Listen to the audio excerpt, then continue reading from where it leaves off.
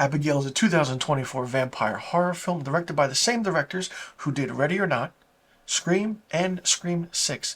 The movie stars Melissa Barrera, Kevin Durant, Alicia Weir, Dan Stevens, Catherine Newton, Angus Cloud, and Giancarlo Esposito. It tells the story of a group of kidnappers who capture and must watch over a little girl named Abigail, the daughter of a powerful underworld figure for whom they demand and want $50 million for as a ransom.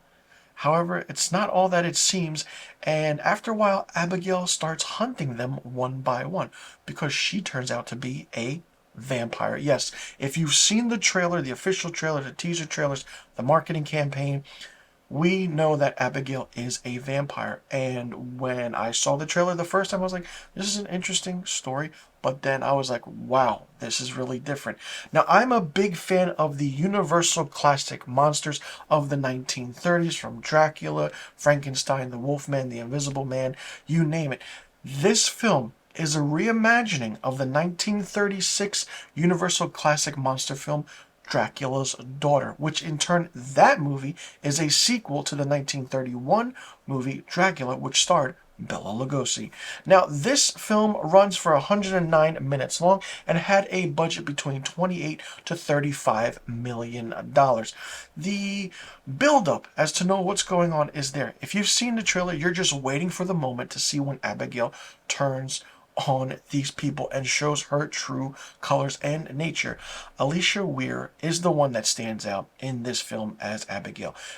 If Matilda on Netflix didn't make her a star, this film will. I mean, it's always one of the big horror movies that always makes someone a star in the industry of Hollywood. But it's so focused on so many characters, and each character has different names. They don't go by their certain names. Now, Giancarlo Esposito isn't in it as much. He's just there trying to, he explains everything to these kidnappers. Everyone has a different aspect and scope of what it is. Kevin Durant, as Peter in a way, is so-called the big guy, the muscle of this. Now, I love seeing him in vampire kind of lore TV series or movies like this because he was in the FX series The Strain, which is about vampires and a deadly vampire virus that takes over the world, which was created and based on the book by Guillermo del Toro.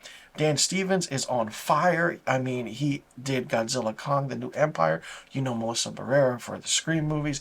Catherine Newton has been in her own films. Angus Cloud, may he rest in peace, is very, very also underrated. Every single character has a good amount of screen time.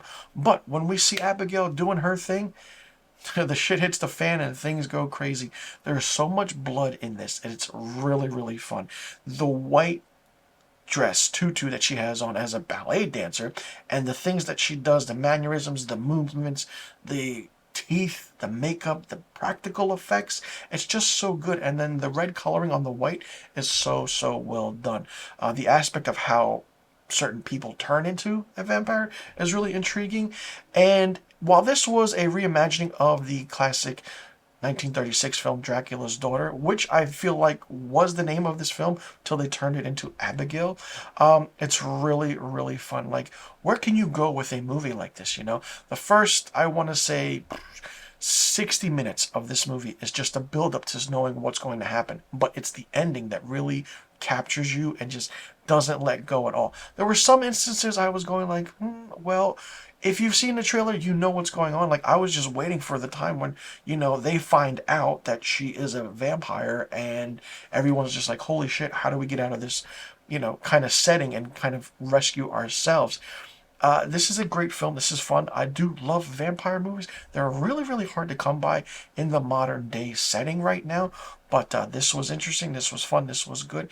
And having the same directing team from Ready or Not, Scream and Scream 6, and a few VHS films, this was really, really good. I'm curious to see what they do next in their repertoire of filmography, where they go with, the horror genre, the aspect of how everything is. Will they also touch on other Universal classic monsters? I mean, this was distributed by Universal Pictures, so there you go. Now you know why. Some characters were okay, fun. There were a lot of dramatic moments, but then which was, the tension was released by comedic moments, which was really, really good. But for me, Alicia Weir as Abigail really stood out.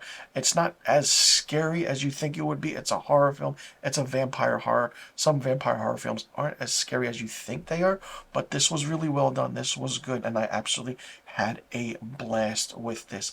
For me, Abigail gets 4 out of 5 stars. Let me know in the comment section below what you thought about Abigail. Did you like it? Did you not like it? What did you think of it? Did you like the setting, the story? Did you know that it was based and it's a reimagining of the 1936 movie Dracula's Daughter, which in turn is a sequel to Dracula, starring Bela Lugosi? Who was your favorite character? Who's your least favorite character? And do you want to see this directing team of Tyler Gillett and Matt Patelli-Olpin do more horror films? And where do you want to see them go from here? Let me know in the comment section below. But all the questions I just asked.